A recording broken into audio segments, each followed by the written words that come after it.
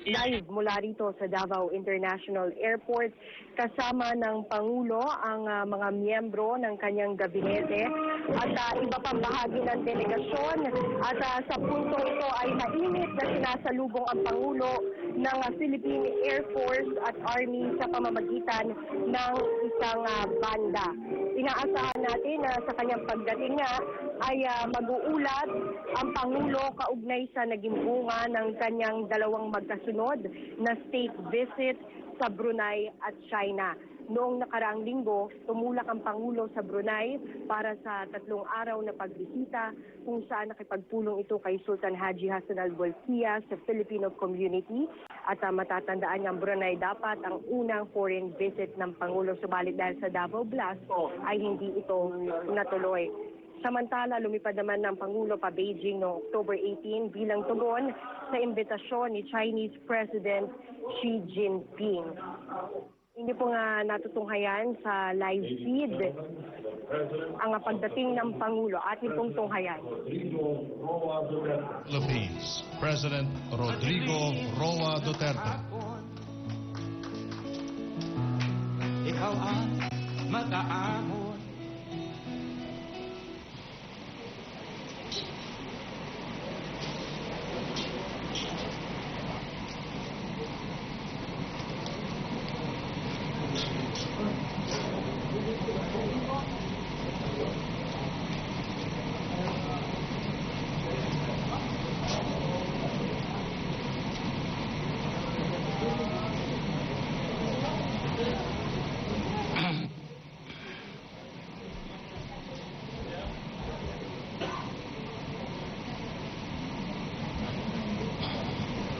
If you don't mind, I'd dispense with the acknowledgements of the personas who are here because kilala naman tayong lahat. I am glad to be back after my state visits to Brunei, Darussalam, and the People's Republic of China. In both my visits, we reviewed the sum total of our relations and explored other areas of undertakings that open doors for more meaningful engagements. A clear focus was directed more on economic cooperation and partnership to benefit our people. In Brunei, I met His Majesty Sultan Hassan al-Bolkiah, with whom I discussed ways of furthering deepening bilateral relations, particularly through economic cooperation. We secured Brunei's commitment to help develop Mindanao halal industry, especially in certification and in capacity building. Brunei and Mindanao can be twin hubs for the production and export of halal certified products. We agreed to intensify trade and investments and to work closely to further bolster the role of BIMP-IAGA in growing our economies. We also agreed to address connectivity issues to increase air and sea linkages to facilitate trade and commerce. I thank His Majesty's of Brunei's role as a partner for peace and security's continued support for the Philippines' effort to pursue just and lasting peace in Mindanao. We fully cooperate to combat illegal drugs trade and collaborate on maritime and defense issues, particularly in addressing our transnational crimes, piracy, and crimes at sea. To ensure progress in our discussions, we instructed officials of our respective government to immediately work together in transforming this agreed agenda into specific plans and actions. In my state visit to China, I met President Xi Jinping and 3 other members of the Standing Committee of the Political Bureau of the Chinese Communist Party. I met Premier He Chang, Chairman of the National People's Congress, and Xiang Lijiang, and Vice Premier Gao Li. In all meetings, we had productive and extensive discussions of the full range of the Chinese-Philippine relations, from trade and investments to infrastructures and tourism, and to science and technology and health. To realize the vision of a deeper and more meaningful engagement, we have opened formal lines of communications between our government and agreed on the full resumption of the regular bilateral consultations mechanisms which were put on hold for several years. With security and stability recognized as necessary conditions for growth, the Philippines and China affirmed the importance of maintaining and promoting peace, freedom of navigation, and overflight in South China Sea. We acknowledge the need to address disputes through peaceful means in accordance with international law. We also agreed to continue discussions on confidence-building measures, including a bilateral consultation mechanisms to discuss immediate issues of concern in South China Sea. To maintain stability, we also concluded an agreement between our Coast Guards for general cooperation to minimize incidents at sea. To combat the menace of illegal drugs, we will continue across a broad range of areas, including in capacity building, equipment upgrading, and support for rehabilitation purposes. With the shared objective of achieving greater growth and prosperity for our peoples, the Philippines and China jointly work closely on building on a robust economic agenda. Our government signed 13 agreements, mostly economic in nature, and these agreements provide the framework to which to carry out intensified cooperation between the Philippines and China. In my meetings with officials and businesses, there was a renewed and heightened sense of optimism in trade relations. The friendship rekindled opened a deeper commitments to significantly enhance trade and investments. My talks have resulted in public financing agreements and a private business deals valued at $24 billion in soft loans we have agreed from other banks. These agreements covering various fields of economic activities are expected to generate 2 million jobs for the Filipinos in the next 5 years. Your government will continue to work very hard to ensure that these agreements bear concrete results that will better the lives of our people. We shall also make sure that the credit facility and the soft loans will be solely utilized in public financing that benefits all Filipinos. In my state visit to China, signaled a turning point in our shared history and show that both countries are fully capable of working together for mutual beneficial cooperation, even as we remain committed to settle disputes peacefully in full adherence of international law. In every step that took the Philippines and China relations further forward, I was guided by the bounden duty to protect the sovereignty of our nation and the interest of our people.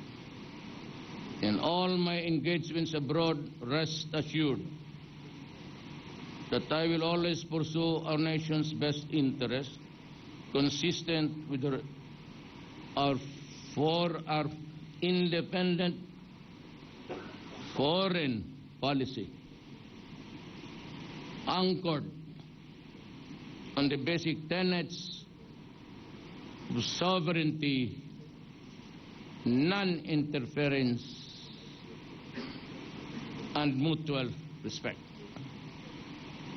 On the personal side, the warm welcome and expressions of the support of our kababayans in Brunei and China further strengthened my resolve to pursue the various reforms being carried by our government. We will harness our foreign relations to the inclusive growth and sustainable development of our country so that working abroad becomes an option and no longer a need for our people.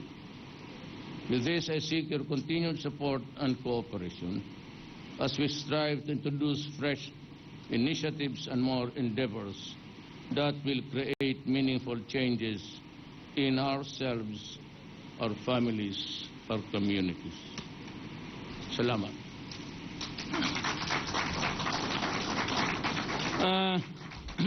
We can maybe accommodate a few questions. Siguro mga 100 okay na?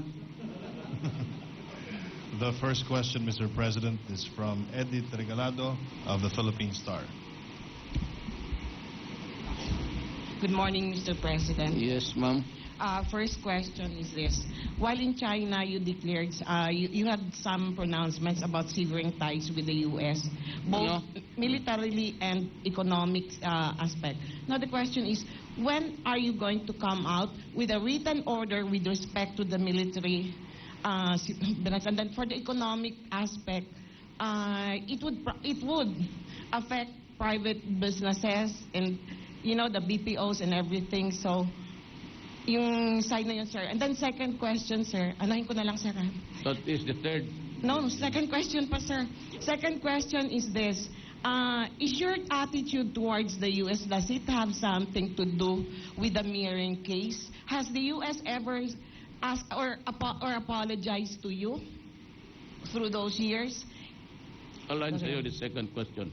Sir. It does not really appease me at all. Binastos tayo ng Amerika.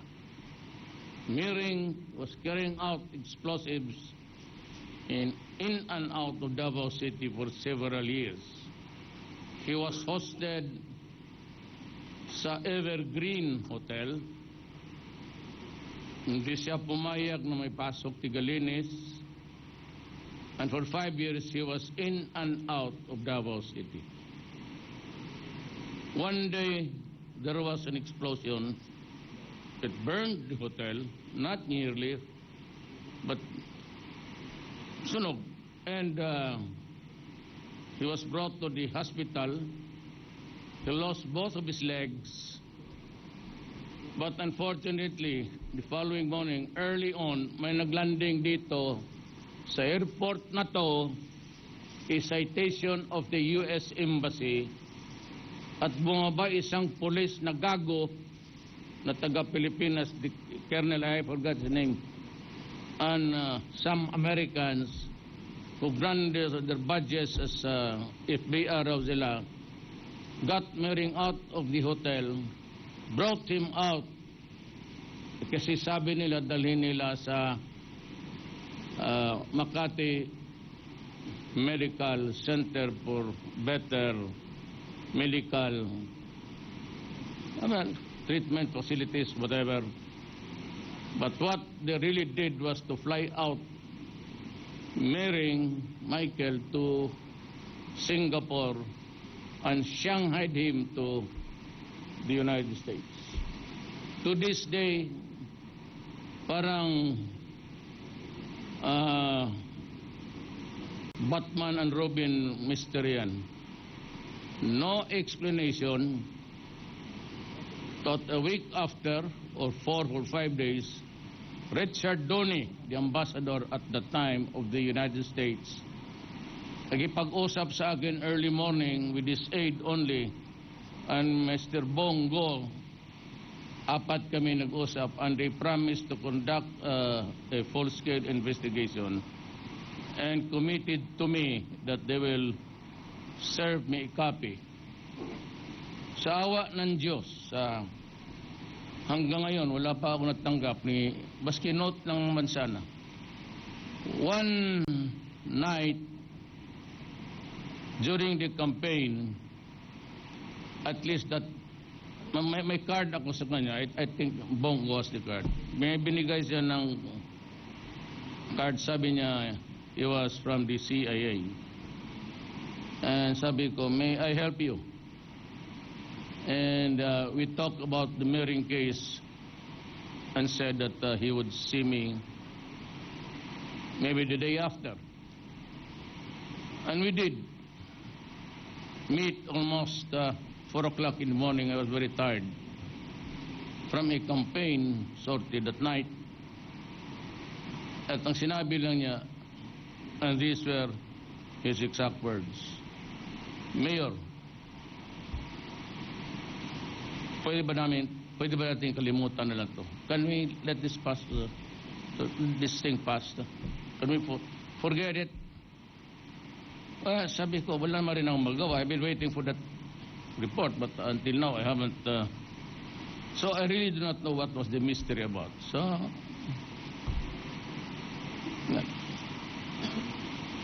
ngayon, itong Amerika, if they violate their sovereignty, they will raise hell. They go to war. Kung tayong ginagawa nila sa atin, there wasn't even an apology or anything. Kinalimutan ko yun. Ngayon, dumating itong naging presidente na ako, and one of the 3 promises that I made to the people was that I will cut corruption. And I hope it will really. Hindi ako naawa sa akin. Naawa ako sa. We will cut corruption. Period. Second is I will fight drugs. And third, I will cut criminality. Problema ngayon, I am faced with a dilemma. We never knew exactly how many at the time during the campaign that how many people were infected or gone crazy because of drugs. And they knew it because they were there when it was unfolding. Yung 3 million na yun, figure yung ni General Santiago when he headed the PDEA. Hindi ko binilang yung akin kasi until now, we are receiving surrenderies, and I think by the end of the year, it would have reached the 4 million mark. Alam nila yan. And so I was hard-pressed. They knew, they operate a government. They knew that I was a mid-term president, that I entered into the picture operating on a budget that was prepared last year by President Aquino for the operation of this year. And I was hard-pressed on everything. And yet they had the goal, these idiots, they would just say, why Duterte? Why is he killing the criminals? Why does he not just build enough rehab centers for 3 million immediately kaagad? It's easy to criticize. With that, they knew that I had no money. I am now operating on a budget. We do not have capital outlay. Ang atin is the maintenance MOEOE. MOOE lang tayo. Pang-sweldo, pang-tawid na lang itong sa... And that's the problem. And so I ordered a full-scale war. I did not order a police action, but because that would not have enough. So when I became president, I pressed everybody. And lo and behold, we are now nearing 4 million drug addicts in this country. Alam mong ginawa ng Amerika? Ang una-una itong human rights, I know who's that idiot, also another idiot. There were plenty of idiots there criticizing me about human rights. Sinakyan nila ang issue of extrajudicial killing, which was not an issue at all. You were here, we were all around. It was not an issue against me. Until the dying days of the campaign, when my ratings were going up, lahat ng basura, and this senator who talks with his mouth, with his foot on his mouth, binasura na pati corruption. I said, open the banks and all, you can have. I authorize everybody, go and search for the money. At itong extrajudicial killing. Ngayon, binigyan mo ako ng ban. I was about avoided it, but you gave the window, so I'm... Ngayon, ito, galit ako sa kanila. Kasi yung 3,000 na namatay, they would like to make appear like an idiot that they were all killed extrajudicially. Not counting the policemen and soldiers I lose every day to fight the drug problem. To this day, the other day, that was the last briefing, and I lost another policeman. Tapos sumunod na itong State Department, another idiot. Then the Office of the President, I don't know whose name was, babae na. Then it was Obama himself. You know, if somebody can give me an answer, I will resign tonight in handwriting. Tell me what was wrong when the United States declared war against Iraq on a pretext of weapons of mass destruction. They entered Iraq, they killed Saddam, destroyed the country, killed so many people, only to find out that there was no weapons of mass destruction.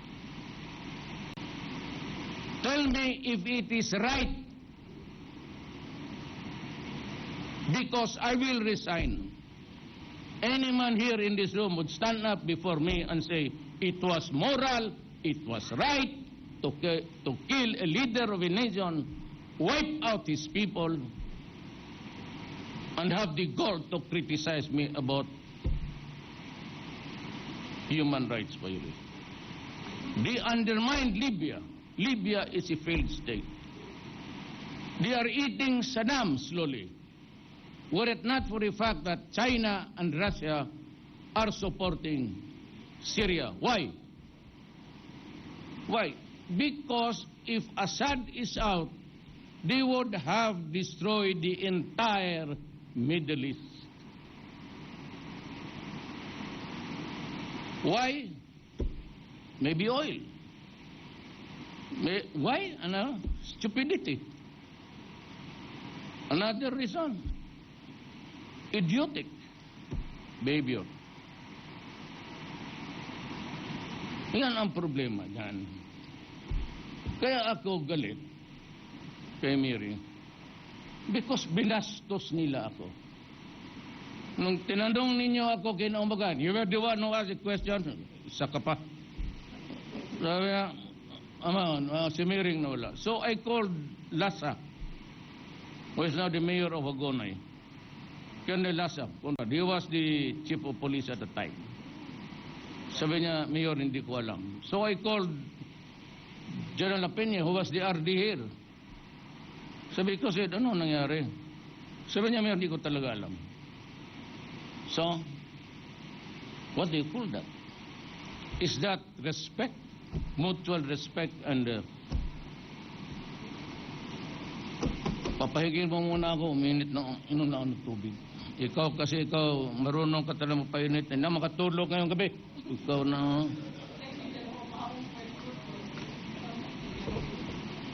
Tapos sabihin ninyo ang Amerika lives by the values of what?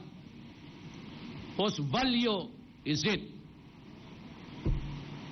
Your value? Our values? Because if there is one thing that they don't really want to, if there is one thing that the Americans have failed miserably, it is in the province of the human dignity. Dali kayong maano? Basta kung ano, just like Obama, during the Laos meeting, I was here. I answered a particular questions, anong gawin mo pagka i-erase nila yung extrajudicial. Anong sinagot ko sa inyo? Huwag ninyo akong bastusin kasi pag bababuhin ko talaga kayo doon. Did I mention Obama? But when I said the following day, because it was fed to him, those were hurting words with the president was, hindi ko nga siya pinansin eh. And he didn't even bother to say, no, I was wrong, Duterte. I thought you were because my idiotic group also told me that you said this and that. I never mentioned his name. And so what I did was, during the round table engagement, sinlabas ko yung picture ng massacre. And somebody, mga bright itong Pilipino, and even in that Angkor something, there was this group of Filipinos. It's 1 century ago. Those are not my words. Before the election, I tried to reach everybody. Norm Iswari, the communist. I went to Murad, there, Nampanan doon sa kampo nila. I talked with Jafar, and we talked again here. But I said I was not satisfied. I tried to reach out to the Abu Sayyaf and to the radical groups. And to, bantay ka dyan yung mga scholars. They do not carry arms, but they preach fundamentalism. And he told me, Mayor Duterte, we can talk to you, but we will not negotiate peace with you. Why? Because the Americans are still there in your country. We see so many of them, the special forces, scattered all over Mindanao. And they are here to finish us through your... They are there to advise your troops how to wipe us out in the face of the earth. Kaya sabi ko, I cannot even talk this. This particular massacre did not happen yesterday. Sabi lang nila, hindi akin yun. Sa mga scholars. We cannot forget that because so many, sila ang dapat sisihin. The Filipinos at that time, mahirap lang, pobre. We didn't have that camera. They all got those pictures of killings, massacre, piled bodies, with a soldier putting his foot on the breast of a woman. ginawa nila even as a postcard at kinuha niya nila na yung mga bright na kinuha yan doon sa archives nila, hindi sa atin. So, gano'n. Tapos tayo dyan. Yan. The last question. May idagdag pa ako. Kaya ako, pati pa itong EU diputa, isa ring ugok, some lawyers of EU, nulat-tulatan ako that I could be, ang masakit dyan, ganito, putang ina nila. When they criticize me, and all of those guys who appeared before the international networks, they would say this: Mayor Duterte, you must account for those who were killed, blah, blah, blah, blah, blah. Remember that if you do that, we will cut the assistance and the aid money. Putang ina kayo. Ganon kaliit ang tingin ninyo sa amin. Pumunta ka dito, ipakain ko yung dollar mo. Sila, bastos yun eh. Kaya if I react in the manner of a Filipino na galit sa kanila. Kaya ako nag-iinsulto ng tao. What is there to defend my integrity and the integrity of the people of the Philippines? Ganon ninyo, paano ang mga Pilipino sa labas? Nandiyan na nga, nagpakahirap na, tapos that we will cut the assistance. Putang ina, iilo ninyo yung pera ninyo. You know what is an ilo? That's a piece of paper. When you run out of toilet paper, you wipe out your ass. God damn it. Bullshit kayo. Why am I saying this? It sounds the height of vulgarity. You started it. You give me 10, I'll give you 20. Bakit ninyo sabihin na we will not give the aid unless you... Who are you to say that to me? Bastos ka ba? Sabi ko sa inyo eh. Do not do that kasi bababuin ko kayo. So now, the doors are open again. There's a window open. Talagang pababuyin ko kayo. Unstatesmanship. I am not running for any statesman. There's no position in this planet statesmanship. You can eat it all. But I have a country to protect and the dignity of the people. That's why I give back to you full length of what you want to say about me. So let us place ourselves in the proper perspective. Assistance, USAID, you can go to hell. EU, no wonder you are in shambles now. You cannot even agree to be together or not. Whether to form still in a European community or disintegrate. Why? Because your lawyers who plan it are all stupid and idiots. I'm ready for the next question. Next question is from Ina Andalong, CNN Philippines. Good evening, sir, and welcome back. In China, you announced a separation with the United States. What exactly, sir, do you mean by separation? And what actions, if any, will you take to formalize this pronouncement, specifically... You know, you have to take my words in the context of what I've been saying all along. It's not severance of ties. When you say severance of ties, you cut the diplomatic relations. I cannot do that. Why? It's to the best interest of my country that we maintain that relationship. Why? Because there are many Filipinos in the United States. Americans of Filipino ancestry. Why? Because the people of my country is not ready to accept. I said separation. What I was really saying was separation of a foreign policy. In the past, and until I became president, we always follow what the United States would give the cue.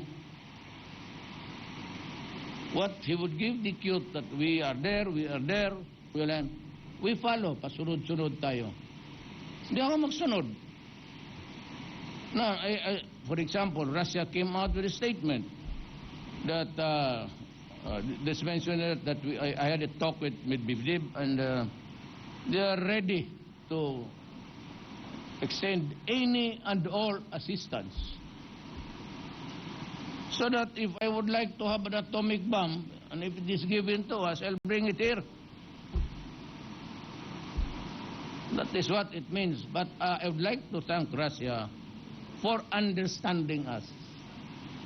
My problem, and they know also that how hard I am in dealing with the economic stress of my country. And for them, it was a very nice human gesture to the Russian Republic. Salamat po. Last from me, sir. The pronouncement has raised concerns or questions on what it could or how it could impact existing deals like the VFA or EDCA, the Mutual Defense Treaty, and also concerns from Filipinos in the U.S., sir, working there, and yes, those hired by U.S. BPO. That's what I said. Do they have anything to worry about? Yes, I have nothing about to worry. I worry that they would not get out of this country, that you have to force them. That is my worry. Why should I be worried? It will affect EDCA and the rest of the agreements? Maybe. But I have to consult the military, the police, and everybody. Because at the end of the day, it is all security. No?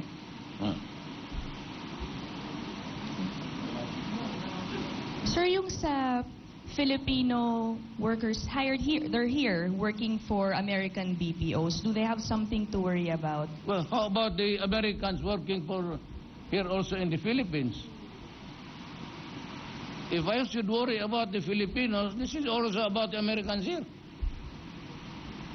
And their investments and all. That's why better be careful with the word. We separate our civil or diplomatic relation. The second one is not feasible. Why? The Filipinos and the United States will kill me. That is why I am not going there. Not in this lifetime. Sana inaabuso kasi tayo ng mga walang. That ends our press conference. Thank you so much, ladies and gentlemen. Nomar? How about the young lady? The blue shirt. You'll have your time. Alam mo, nagpapakpak lang ito kaya inaantok na to. Galing kami Beijing. Hi, sir. Also in Beijing, you announced the alliance, you're eyeing alliance with China and Russia. Apart from these countries, what other countries are you looking for to have alliances with? So many alliances, really, actually. Alliance is a generic term. That there is so many agreements, so many treaties to talk about. What is very important is that we have agreed to help each other economically. But the bulk of that burden would really be coming from China. Look at what happened. They just gave us 13 billion. It's not easy to just give so much money to a debtor na walang siguro. But the fact that they have the trust and confidence for us to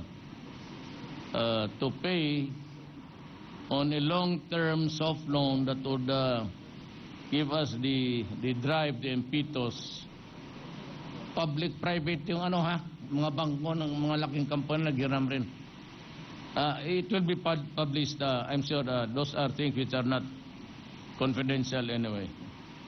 And on a personal note, yung among usapan namin, you may ask me some other time because it's late.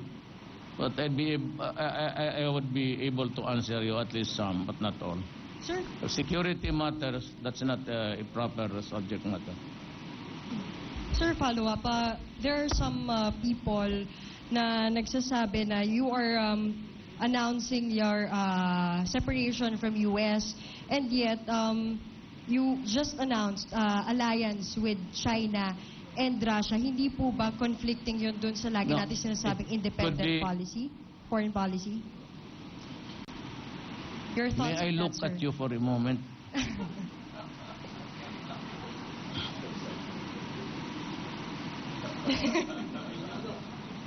It could be, ma'am, a military alliance. It could be an economic alliance. It could be an economic bloc. Separation of my foreign policy. That it need not dovetail the foreign policy of America. That's what I meant actually. Even severe is to cut. Separate is just to chart another way of doing it. Thank you, sir.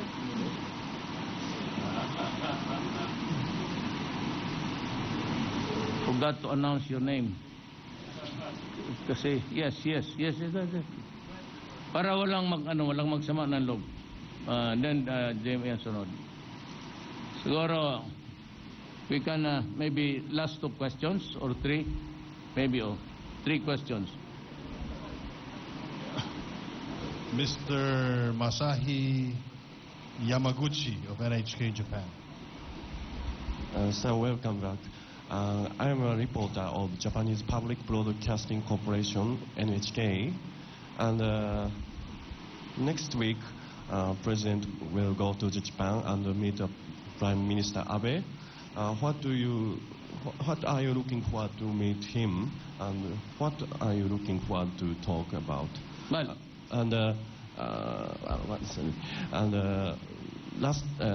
last week, Japan donated Coast Guard ship. Like this, Japan government has a concern about dispute about South China Sea, and next week, do you plan to talk about the dispute about the South China Sea? well, I didn't get your questions in totality, but I'll just answer you. First, yes, I'm going to China to visit Japan. Well, Japan nga pala. Ako yung antok. I'm going to Japan maybe. I don't know, kailan yun? I'm going to Japan to visit your country. I don't know if it's just an official visit or state visit. To me, it's just the same. And of course, I have to talk to Minister Abe and the rest of the officials of the Japanese government. Maybe go to the diet to just see it for myself. I have looked at the place from the outside that I was not really able to go in. My talks with the Japanese government, particularly the premier, would really be solely on, well, most of it actually is economic cooperation. And of course, shared interest. Now, the most important thing there is the shared interest is really, if I get what you are driving at, is about the South China Sea. You know, I said I cannot talk for your country. I have to wait until I meet Minister Abe. What would really be talking about.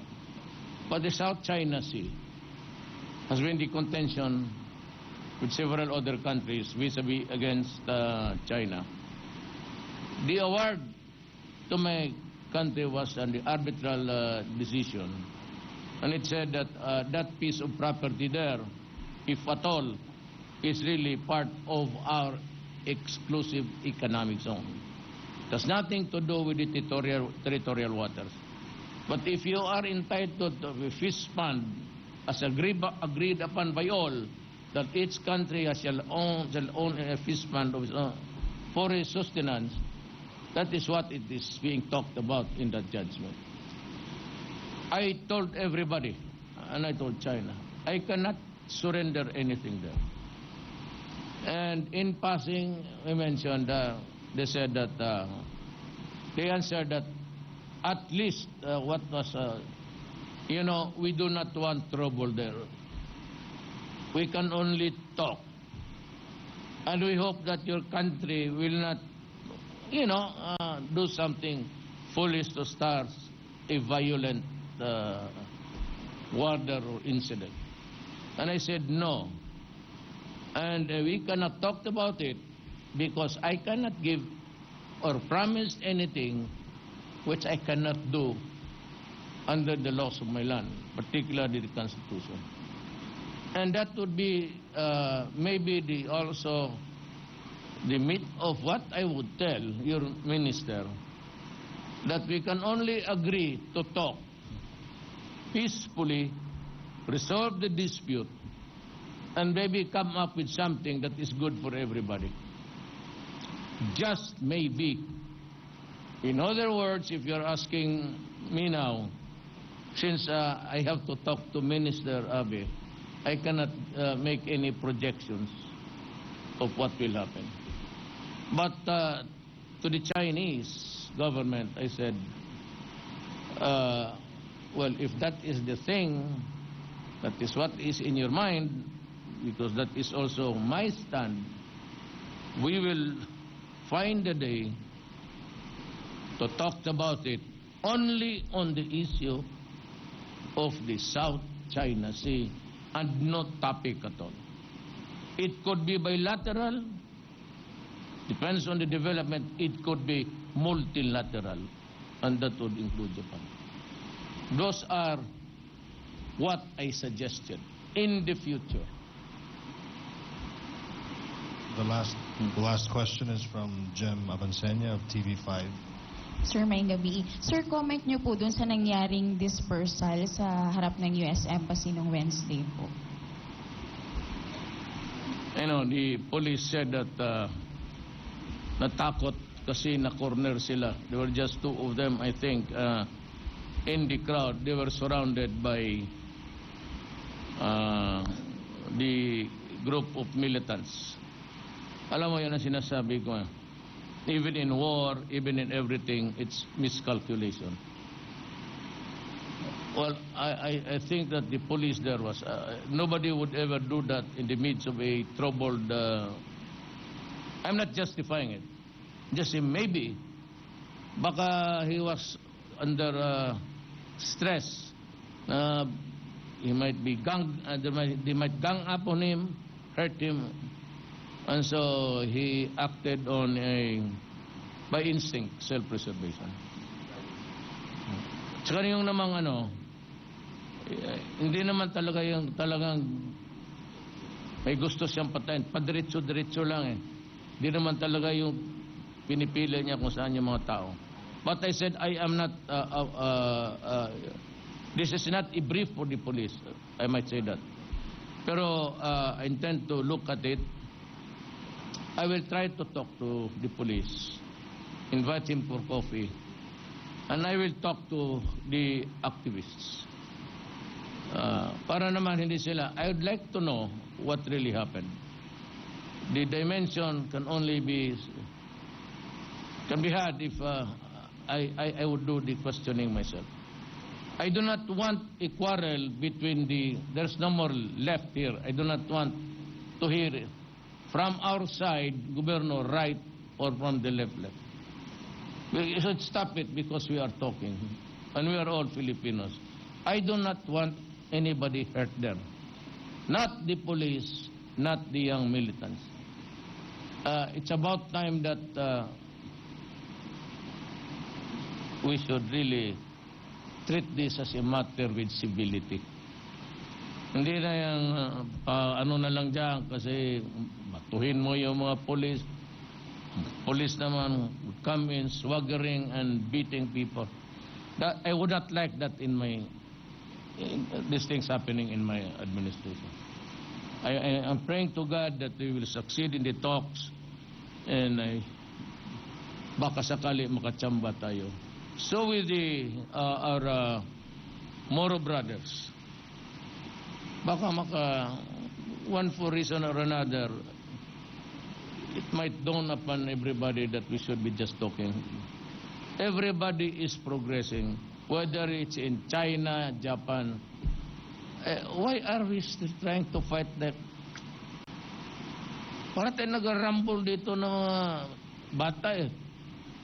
Look at those young people that are fighting street fights every night. Stop it. No, kukornea na ako. But this is one thing I'd like to suggest. I do not want any firearms during demonstrations. Maybe, but no M16s there. Wala, they should be stationed far away. The worst that they can do, or maybe the demonstration is cause damage. I do not want to see M16s. There's no fighting there that will ever happen. I mean, those are anathema in the modern sense of the word demonstrations. They're everywhere. In every country, there are always demonstrations.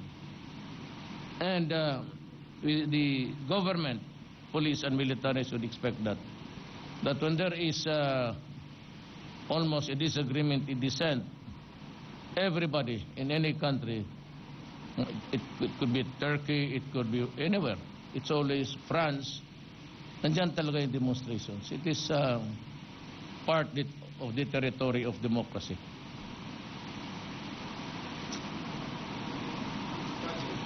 Sana. Yeah, okay.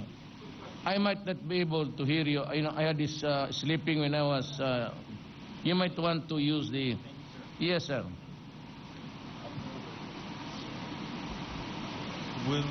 Will Ripley of CNN Tokyo.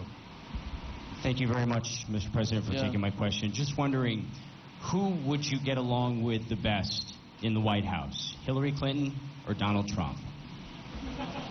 You know, my friend, I would like to answer your question candidly, honestly, and truthfully. Problem is, of course, personally, it will not really matter much. But I am a president of a country, and we have these splendid relations with America. And the fact that there are already millions of Filipinos, maybe in your country. Are you an American? Okay. I cannot gamble an answer. Because either way it would affect, they might create a hostility here, antagonism here. So I'm better off in saying that my favorite hero is Putin.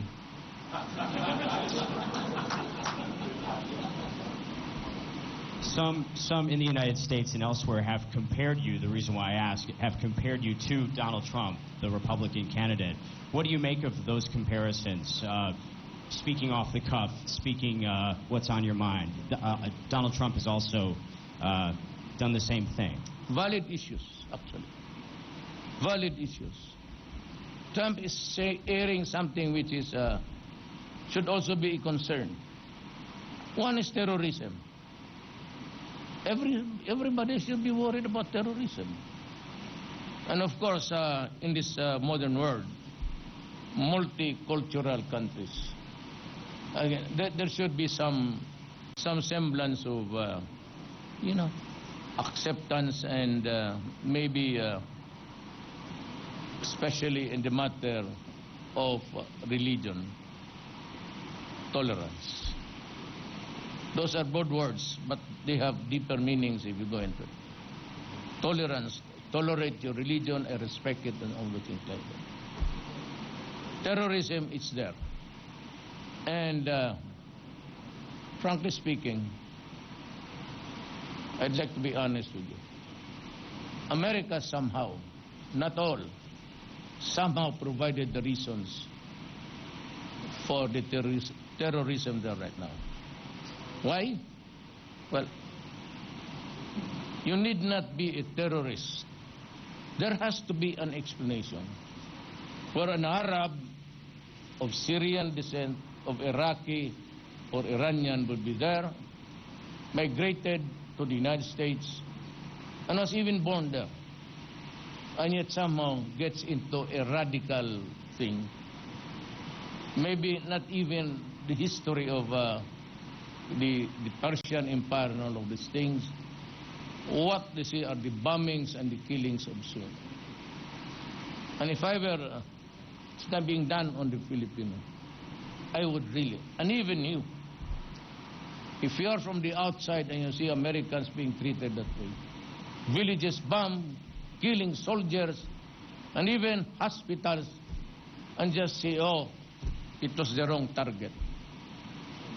You, by those pictures alone, you need not physically bring him inside the United States. With those images on TV and the Facebook, you have created so much terrorism in your country. That is what I can say honestly, my observation about America. You have imported terrorism to your land. Okay? Yes, sir.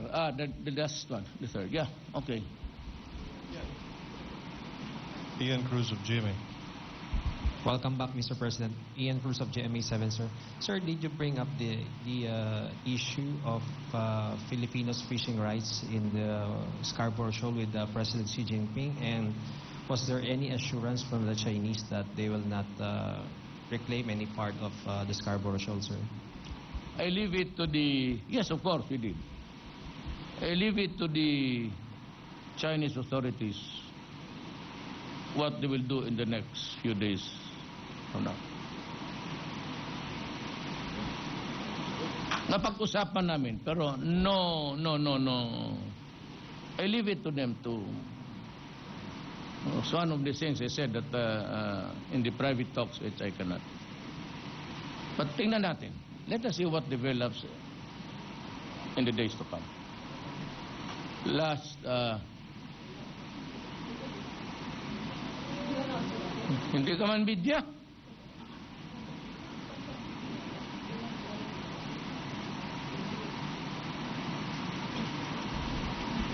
Hello, sir. I just want to know, because the U.S. Assistant Secretary of State is coming to the Philippines, what issues are you going to take up with him? Again. The U.S. Secretary of State, Daniel Russell, is coming to the Philippines. What issues are you going to take up with him? Secretary of State? Assistant Secretary of State. The Secretary of State here is Perfecto Kerry Yasay. Yeah. Yes, thank you. Thank you, ladies and gentlemen. Thank you, Mr. President. Good night.